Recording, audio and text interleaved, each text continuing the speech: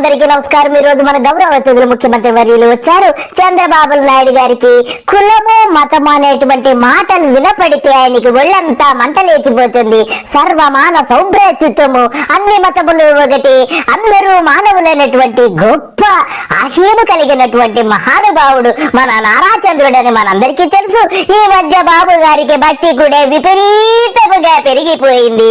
ఈ మధ్య బైబిల్ పఠనము కూడా చేశారు. మనకి ఈ రోజు వాక్యములు బోధించడానికి ఆయన మన ముందుకు వస్తున్నారు.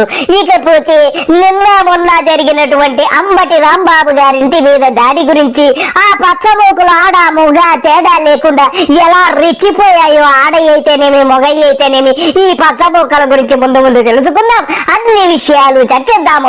కానీ ముఖ్యముగా ముందుగా మన బాబు గారి వాక్య పఠనము మనం విందాము. మీరు మొదలు పెట్టండి. 23 కీర్తన 23 ఒకసారి చూసినప్పుడు, యెహోవా నా కాపరి, నాకు లేమి కలుగదు. ఎవరికి కావాలి 500 కోట్లు? నా ఆస్తి 1,00,000 కోట్లు, నా ఆస్తి 1,00,000 కోట్లు. బాబు గారు మీరు కోప్పడకండి. మీ విషయం తెలియక పొరపాటున ఆ వాక్యం మీకు అందించుంటారు. మీకు 1,00,000 కోట్లేంటి, కోటి లక్షల కోట్లు మీ సంపద అని తెలుసు. రాష్ట్రాన్నంతా దోచుకున్న సంగతి మేము ఎలా మర్చిపోతాము? అమ్మగారు హెరిటేజ్ స్థాపించి రాష్ట్రాన్ని దోచి లక్షల కోట్లు ఆర్జించారు కదా. పచ్చిక గల చోట్లను ఆయన నన్ను పరుండ చేయుచున్నాడు. బాబు గారు బైబిల్లో చెప్పినట్టుగానే పచ్చిక గల చోట్ల మిమ్మల్ని పరుండ పెట్టినాడు. నిజమే ప్రభువు చెప్పినది. ఎందుకంటే నువ్వు నీ భార్య కలిసి రాష్ట్రంలో ఎక్కడ భూమి కనబడితే అక్కడ దోచేసి పచ్చిక పెంచేసి బర్రెలను మేపేసి హెరిటేజ్ సంస్థ స్థాపించి కోట్ల రూపాయలు కొల్లగొట్టావు కదా. శాంతికరమైన జలముల యొద్ద నన్ను నడిపించుచున్నాడు.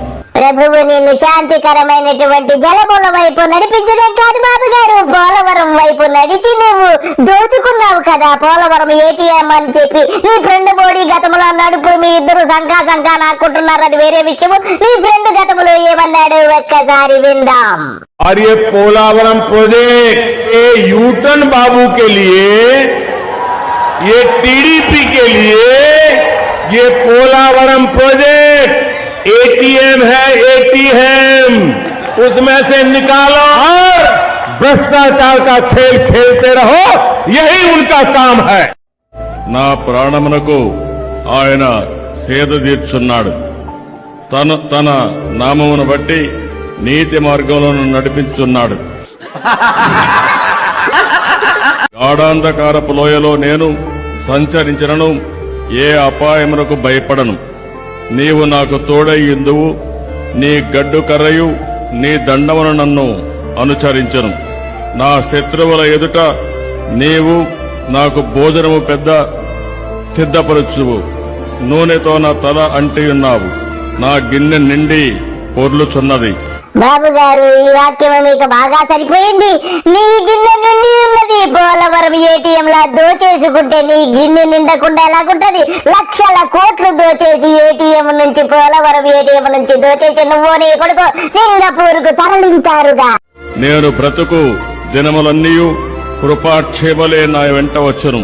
బాబు గారు నువ్వు, నీ ఫ్యామిలీ, నీ కొడుకు, నీ మనవలు, మునిమల అందరూ బాగుంటారు. కానీ రాష్ట్రము మాత్రము ఎదారి చేస్తే గాని నువ్వు నిద్రపోవు కదా. చిరకాలం యెహోవా మందిరములో నేను నివాసము చేసేదను. ఏమన్నారు బాబు గారు? యెహోవా మందిరములో నీవు నివాసము చేసేదవా? నీవెందుకు చేయవు బాబు గారు? తిరుమలలో నివాసము చేసి లడ్డూలో కల్తీ కలిపిందని చెప్పి అందరినీ భ్రష్టు పట్టించి సుప్రీంకోర్టు కూడా వెళ్లి సిట్టుతో ఎంక్వైరీ వేయించి సిబిఐ వారు అందులో ఎటువంటి కల్తీ జరగలేదని చెప్పావు కూడా. నువ్వు ఆ తిరుమల తిరుపతి దేవస్థానాన్ని అపవిత్రం చేసిన వాడివి. నువ్వు ఇక చర్చల మీద పడ్డావంటే చర్చలను కూడా నువ్వు నాశనం చేసి వాటిని కూడా అపవిత్రము చేసేసి వాటిని భ్రష్టు పట్టించేసి ప్రజలలో మతాల పైన నమ్మకం లేకుండా చేయడమే నీ ధ్యేయము.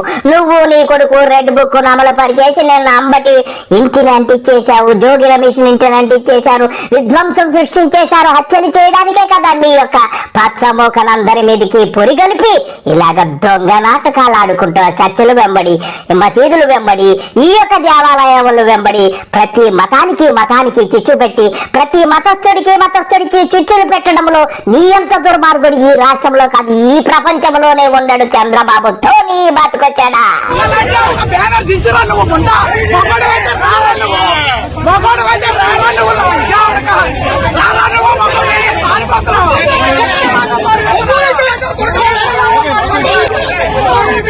చూశారు కదా ఫ్రెండ్స్, నిన్న అంబటి రాంబాబు గారి ఇంటి మీద దాడి చేసింది. ఇది ఒక ప్రథమైనటువంటి ముద్దాయని చెప్పాలి. దీని పేరు భీమినేని వందనంటే దీని గుద్ద కింద 80 ఏళ్లున్నాయి. లకారం కూడా కంటది. ఇది ఆడ జన్మ లేకపోతే ఏ జన్మ నాకైతే అర్థం కావడం లేదు ఫ్రెండ్స్.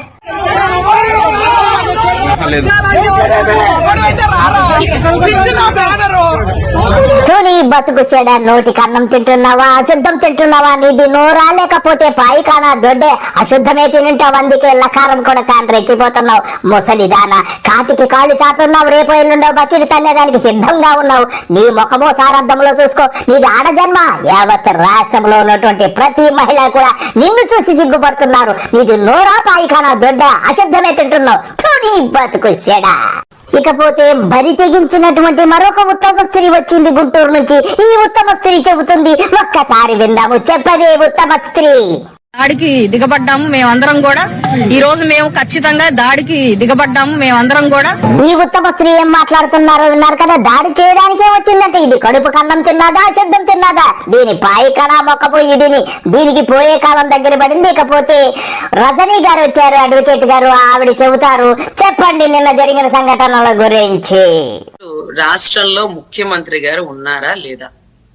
ఉప ముఖ్యమంత్రి గారు ఎక్కడున్నారు? మేడం గారు, ముఖ్యమంత్రి గారు, అబ్బాయి గారు ఇద్దరు కూడా చాలా బిజీగా ఉన్నారు. మూటలు కట్టి సింగపూర్ కు తోలడానికి సిద్ధముగా ఉన్నారు. మీరు దయచేసి డిస్టర్బ్ చేయకండి. ఇకపోతే ఉప ముఖ్యమంత్రి మాత్రము మత సామరస్యానికి ప్రతీక కదా. ప్రతి మతములోనూ దూరి డాన్స్ వేసుకుంటున్నారు. ఆయన్ని కూడా డిస్టర్బ్ చేయకండి. నటనకు నవత తరగని యువత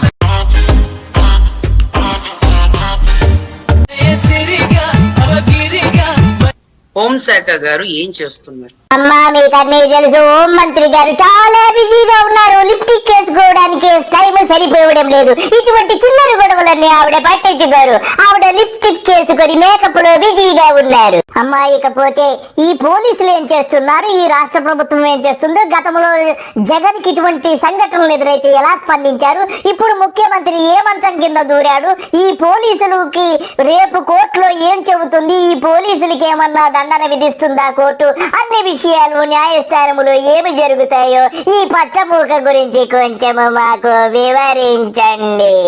3 ప్రశ్నలకి ఆన్సరు ఏదైతే ఇమీడియట్ గా అంబటి రాంబాబు గారి ఇల్లు తగలబడిపోయినప్పుడు బయటకు వచ్చి స్టేట్మెంట్ ఇవ్వాల్సిన బాధ్యత ఉంది రాష్ట్రం.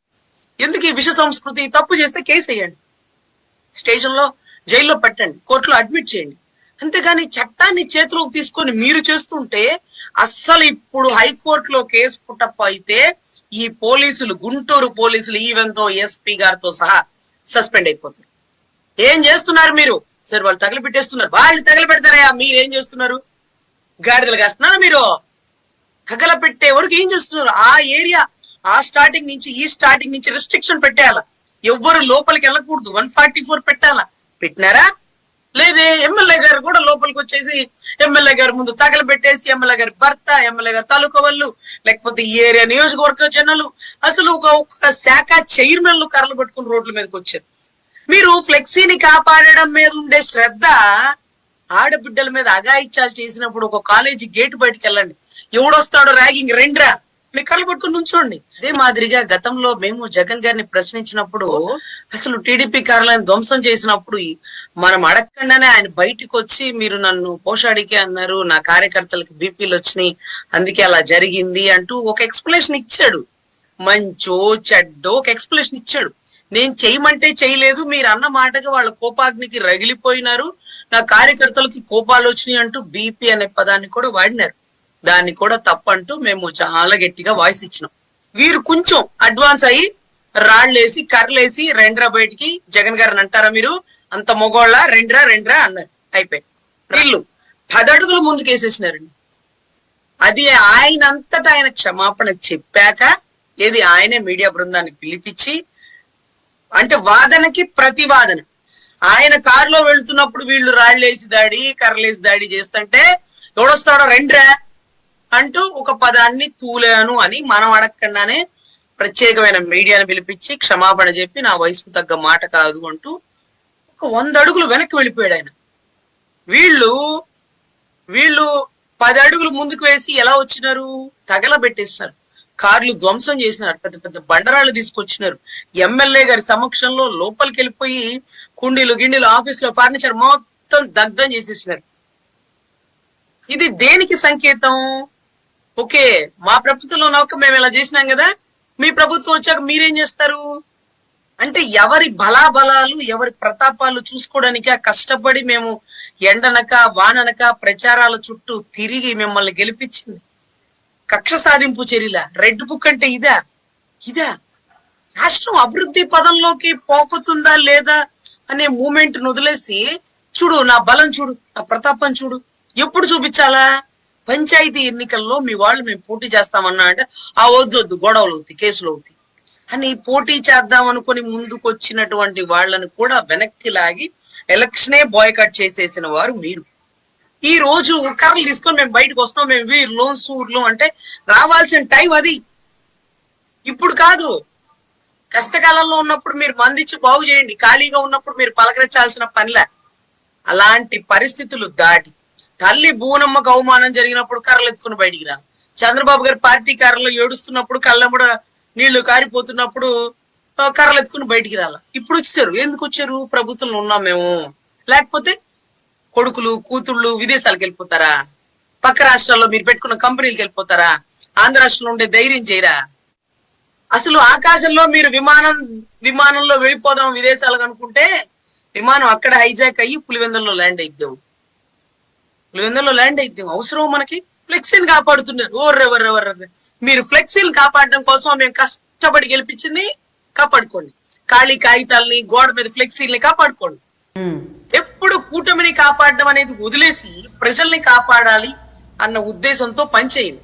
అమ్మా మీరు చెప్పినట్టుగానే భువనేశ్వరి గారు ఎక్కెక్కి ఏడ్చినప్పుడు ఏదవారాలే సిబిఎం గారు గుళ్ళు ఏడ్చినప్పుడు కూడా ఒక కార్యకర్త కూడా రాని పచ్చముఠ అంతా ఇప్పుడు అధికారం చేతికొస్తానే పోలీసు వ్యవస్థ అంతా చేతిలో వస్తాందని వీగిపోయి రోడ్ల మీదకి వచ్చి ఇష్టం వచ్చినట్టు దోచుకొని ఇళ్లను పగలగొట్టి హత్యలు చేయడానికి సిద్ధపడ్డారంటే ఈ పచ్చముఠ గురించి ఎంత చెప్పుకున్నా తక్కువే. వీరికి పూర్వకాలం దాపరిచింది కాబట్టి ఇలాగా విపరీతమైనటువంటి చేష్టలతో వీగిపోతున్నారు. వీరి అందరికీ గొడ్డలిపి విదేశాలకు తరలించడం తథ్యముగా కనపడుతుంది. మనము తరలించాల్సిన పని లేదు, ప్రజలే వీరిని విదేశాలకు పారద్రోలడము తథ్యము. వీరు అన్ని వలువలన్నీ ఒలుచుకొని విదేశాల్లో ఉంటారు ఫ్యూచర్ లో. అందరికీ నమస్కారము, బాయ్.